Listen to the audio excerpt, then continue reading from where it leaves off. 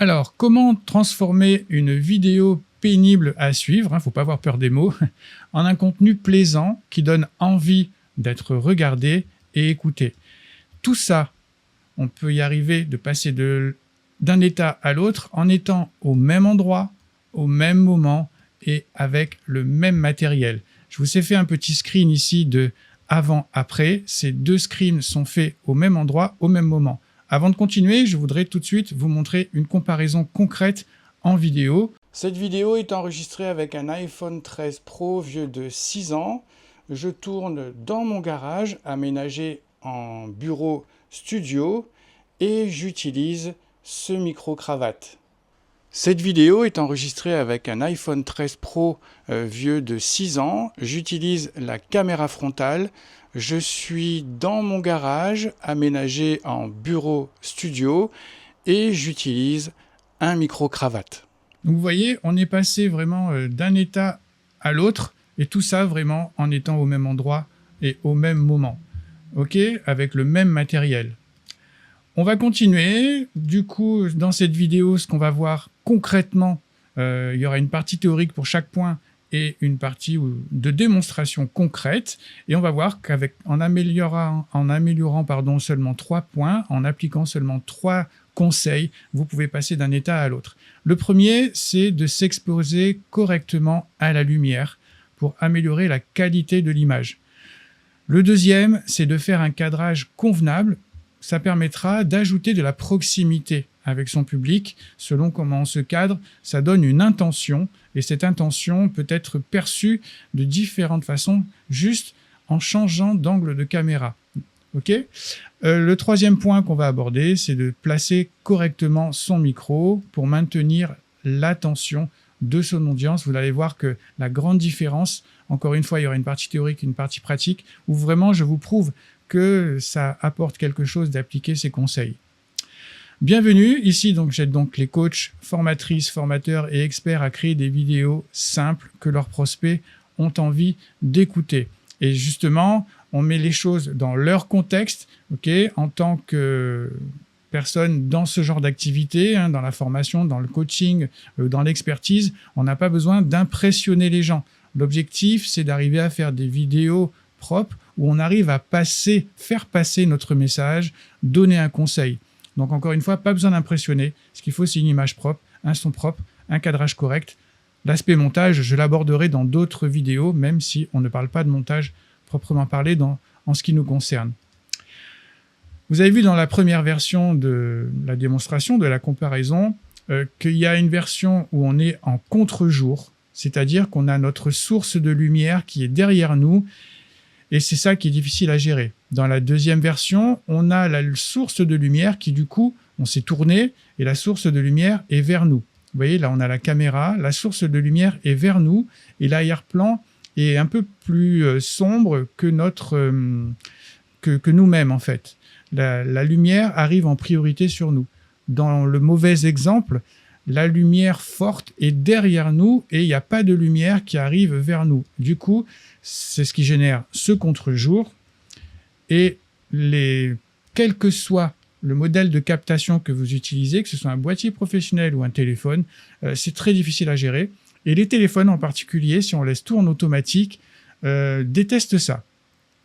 Je ne vais pas m'étaler sur la technique, mais en quelque sorte, le téléphone, lui, quand on met tout en automatique, ce qu'il essaye d'avoir, c'est la meilleure luminosité partout et le point partout, c'est-à-dire la netteté partout. Et lorsqu'il y a de trop grandes différences de sources de lumière, il compense et ça nous fait un truc assez moche. Donc, il faut le téléphone, dans des conditions à peu près convenables. Tout ce que je viens de vous dire, c'est à peu près ça. Aucune caméra ni téléphone n'apprécie les contre-jours, ça garantit un résultat décevant. En tant que professionnel de la vidéo, quand on tourne professionnellement, on s'organise pour avoir la source de lumière vers les personnes. En vous plaçant face à votre source de lumière ou légèrement de profil, vous obtiendrez une image lumineuse et agréable à contempler. Donc c'est plutôt vers ça qu'il faut essayer de tendre. Je vais donc vous montrer pareil, un modèle, plutôt une démonstration concrète. On y va. Alors pour comprendre ce qu'il se passe, j'ai plutôt enregistré l'interface de l'application que j'utilise pour faire mes vidéos. Rien de bien méchant, mais c'est histoire que vous compreniez cette importance qu'il y a à s'orienter correctement et du coup appliquer des petits réglages. Donc là, vous voyez, bon, c'est tout ce qu'il ne faut pas faire. Quoique là, je mets mon micro proche de la bouche pour que vous m'entendiez. Mais voilà, on a pu voir que on a un contre-jour ici, et c'est vraiment ce que les téléphones détestent. Et je vous rassure, tous les appareils de captation vidéo, même les appareils professionnels, détestent les contre-jours, c'est très difficile à régler. En fait, ce qu'il faut éviter, c'est d'avoir des sources de lumière derrière vous, beaucoup plus fortes que ce qui, comment dirais-je, que ce qui est sur vous. Voilà, si à l'arrière-plan, vous voyez, là c'est le cas, j'ai une grosse source de lumière, là c'est le ciel et tout, eh bien, il est beaucoup plus fort que la lumière que j'ai sur mon visage. Et c'est ça qu'il faut éviter, c'est ça qui génère le contre-jour. Et là, quels que soient les appareils que vous utilisez, c'est difficile à régler. Okay, vous ne pouvez pas avoir quelque chose de propre derrière, quelque chose de propre devant, il y a toujours un compromis à faire. Donc ça va bouger un petit peu, je vais vous montrer déjà que je triche pas, qu'on est bien au même endroit, donc vous allez voir un petit peu mon bazar en même temps, c'est pas très grave. Je vais donc soulever le pied, m'orienter dans la bonne direction par rapport à la source de lumière, et vous allez voir la différence. Donc je prends mon petit trépied, je me déplace avec mon fauteuil, voilà.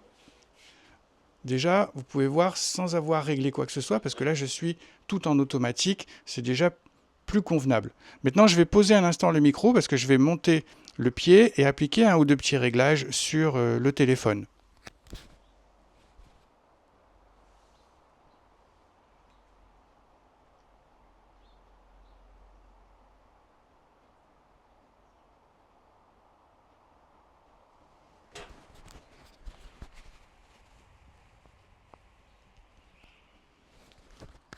Là, on se retrouve avec quelque chose d'à peu près convenable et je suis toujours en automatique, même si je préfère avoir la lumière sur le côté, moi, parce que j'ai des lunettes et on voit les reflets.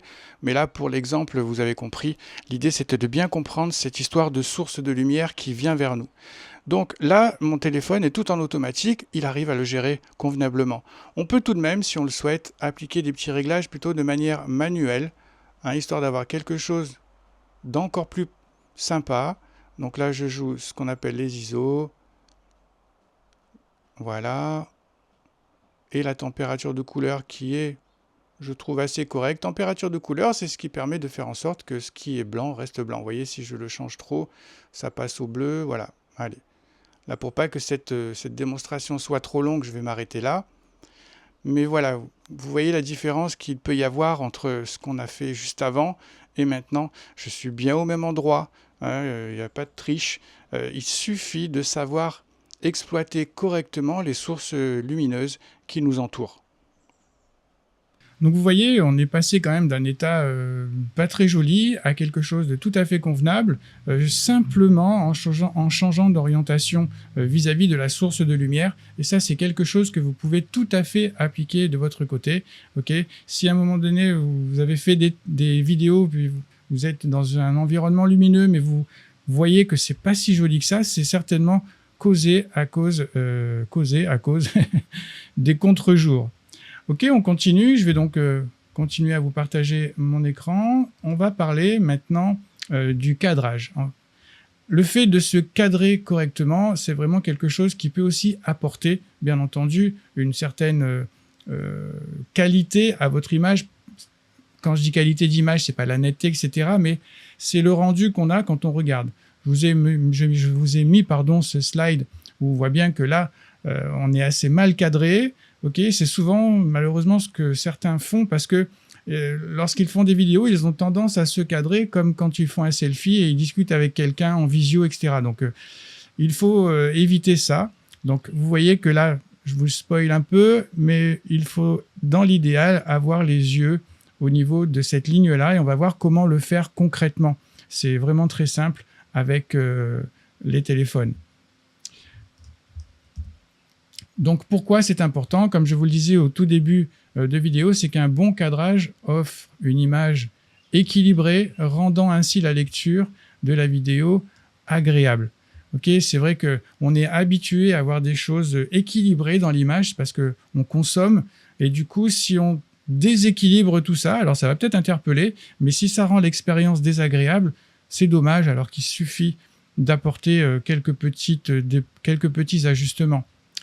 Et je voulais essayer de vous faire un croquis pour vous montrer un petit peu ce qu'il ne faut pas faire et ce qu'on peut faire. Donc là, dans ce croquis, on voit bien que dans cette image, on est ce qu'on appelle en contre-plongée. De toute façon, je vous fais la démonstration juste après. En fait, ce qui se passe, c'est qu'on a tendance parfois, alors là c'est exagéré, à mettre notre téléphone sous nos yeux et on baisse la tête pour regarder. Ça, c'est pas très bon parce que ça donne un sentiment de supériorité à l'audience. Donc l'idéal, c'est d'avoir l'objectif au niveau des yeux ou à peine en dessous. On peut être un petit peu plus bas, pas trop, mais horizontal, ok, pas incliné. Au moins, ça donnera un meilleur aperçu. Et d'avoir les yeux idéalement à peu près aux 2/3 de l'image. Comme tout à l'heure, je vais vous montrer ça concrètement, comment le faire. Donc voilà, ce que je voulais vous dire, c'est que la perspective en contre-plongée, elle transmet une impression de supériorité, on va le découvrir concrètement, tandis qu'une vue à hauteur des yeux évoque un sentiment de proximité. Voilà, ça donne le sentiment de se mettre au niveau des gens et avoir un peu plus cette intention de discussion ensemble. On discute tous les deux, on échange, et c'est ça l'intention qui est recherchée avec ce style de cadrage. On va passer sur la démonstration. Concernant le cadrage, alors là je ne me suis pas trop soucié de la luminosité de l'image, etc. J'enregistre aussi donc l'écran de l'ordinateur, là je ne suis pas sur un enregistrement pur, pour que vous puissiez voir et qu'on puisse voir ensemble un peu cette histoire de ligne de force. Donc vous voyez que à ce niveau-là, vous avez ce qu'on appelle des lignes de force. C'est quelque chose que vous pouvez mettre sur votre téléphone, quel que soit votre modèle.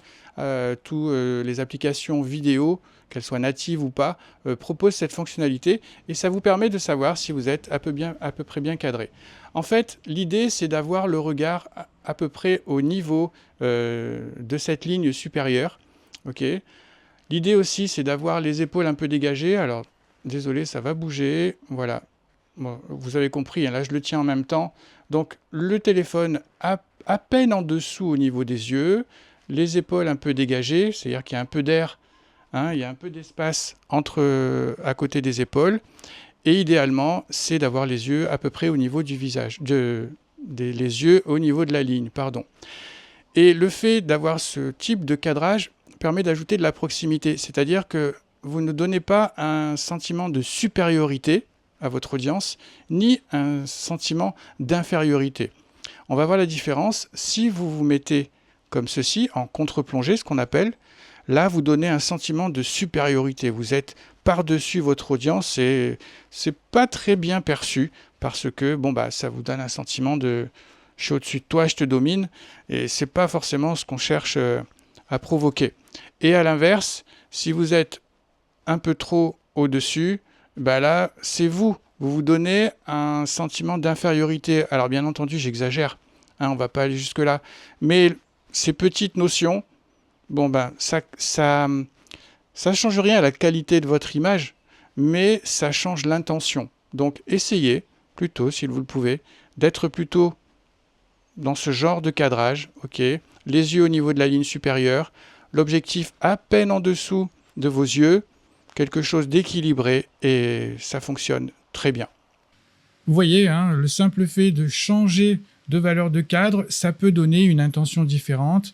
Une où on peut donner un sentiment de supériorité, d'autres où un sentiment d'infériorité. Donc le conseil que je vous préconise d'appliquer, c'est d'essayer d'avoir les yeux au niveau de la ligne supérieure. Ça donne une image équilibrée, un peu d'espace à côté des épaules. Je pourrais aborder des aspects plus techniques comme tourner en 4K pour le montage, etc. Mais ce n'est pas le sujet de cette vidéo. On va passer au troisième conseil qui vous permet d'obtenir une meilleure qualité, toujours pareil dans les mêmes conditions. C'est de positionner son micro aussi près que possible de la bouche. Alors je sais que les puristes en son vont me dire non, mais un micro-cravate, ça ne se tient pas ici, etc. Oui, ok, mais on n'est pas dans de la production vidéo, on est dans du contenu vidéo. Et encore une fois, on remet les choses dans leur contexte. Ce qui est important pour nous, c'est que les gens nous entendent bien et qu'on ait quand même une présence de voix agréable. Et on n'a pas forcément tous la possibilité d'investir dans des micros trop chers, etc. Donc, un micro-cravate à un coût abordable, placé correctement, ça fait le taf. Okay, c'est ce que je vais essayer de vous montrer avec une vidéo de démonstration. Donc, pour en revenir à pourquoi placer son micro plus près de la bouche, parce que placer le micro près de la bouche assure une excellente présence de la voix. Vous allez le constater, c'est évident. Ce qui est essentiel pour les vidéos de conseil, la qualité audio doit être votre priorité, notre priorité. Alors, j'aurais peut-être dû reformuler autrement parce que je distingue souvent qualité de son et présence de la voix. Nous, ce qui nous importe, c'est la présence de la voix. Okay ? Bien entendu, qualité de son, oui, il ne faut pas que le son se mette à saturer, etc. Sinon, ce sera complètement désagréable. Mais c'est surtout la présence de la voix qui est importante. On regarde la petite démonstration. Alors, concernant le positionnement du micro, j'insiste beaucoup, moi, sur la différence entre une bonne qualité de son et une bonne présence de la voix. Nous, ce qu'on essaye d'obtenir par rapport aux activités qu'on fait, c'est une bonne présence de la voix. Et pour ça, il faut que la distance entre la bouche et le micro soit la plus courte possible. Donc, si vous le pouvez, si vous êtes dans une démonstration ou un conseil où vous pouvez bloquer une main pour tenir le micro, prenez-le à la main. Même si les puristes vont dire non, un micro-cravate, ça ne se tient pas à la main, c'est pas fait pour ça. Oui, je suis d'accord, je fais de la vidéo aussi, mais c'est pas pour ça que je ne le tiens pas à la main. Ce qui est important, c'est que les gens vous entendent le mieux possible. Si vous n'avez pas la possibilité de le tenir à la main, organisez-vous pour l'avoir toujours le plus proche possible de la bouche. Et dans ce cas, parlez un petit peu plus fort. Si vous êtes dans une pièce qui résonne, évidemment, ce sera un petit peu plus... on va l'entendre que ça résonne, mais on va quand même bien vous entendre. Donc, si vous devez le placer sur le col de votre vêtement, n'hésitez pas à parler un petit peu plus fort. C'est ce qui permettra que les gens vous entendent mieux. Encore une fois, ce qui est important, c'est la présence de la voix. Donc, je pense que vous entendez la différence. Là, on a une meilleure présence de voix. Et comme je vous ai montré sur l'image, l'idée, c'est de le tenir un peu sous le menton. Déjà, ça vous dégage le visage. Vous n'êtes pas trop loin et ça évite des pops, ces bruits assez désagréables si vous le mettez trop près et ça peut entraîner de la saturation. Donc, positionnez-le ici et ça fera très bien l'affaire. Ça fait un peu présentateur télé, mais ce qui compte, c'est la qualité de votre voix que vous proposez à votre audience. Voilà, je pense que vous avez constaté la différence. On est sur le même micro. Le simple fait de le mettre un peu plus loin, on a une certaine différence. Bien entendu, je précise que si on utilise des micro-cravates et qu'on le met sur notre vêtement, on aura forcément une présence de voix un peu moins importante, mais si vous le mettez assez proche de la bouche, ça reste tout à fait convenable. De toute façon, c'est fait pour ça. Mais vous avez vu la différence, lorsqu'on le met proche de la bouche, tout de suite, on a toutes les fréquences de notre voix, on n'est pas obligé de parler fort. Il faut imaginer les gens qui nous écoutent éventuellement avec un casque. Le fait d'avoir cette voix bien présente, là, qui prend tout le volume, c'est quand même assez agréable pour les personnes qui nous regardent. Voilà, si vous voulez plus de conseils, vous pouvez découvrir la méthode V3C pour créer des vidéos simples qui donnent envie de nous écouter, puis de nous contacter. Tout ça sans compétences techniques ni marketing compliqué. Si ça vous intéresse, vous avez un lien en dessous de cette vidéo, vous entrez votre email et vous pouvez profiter de toute la méthode que je vous dévoile dans son intégralité. Je vous retrouve de l'autre côté.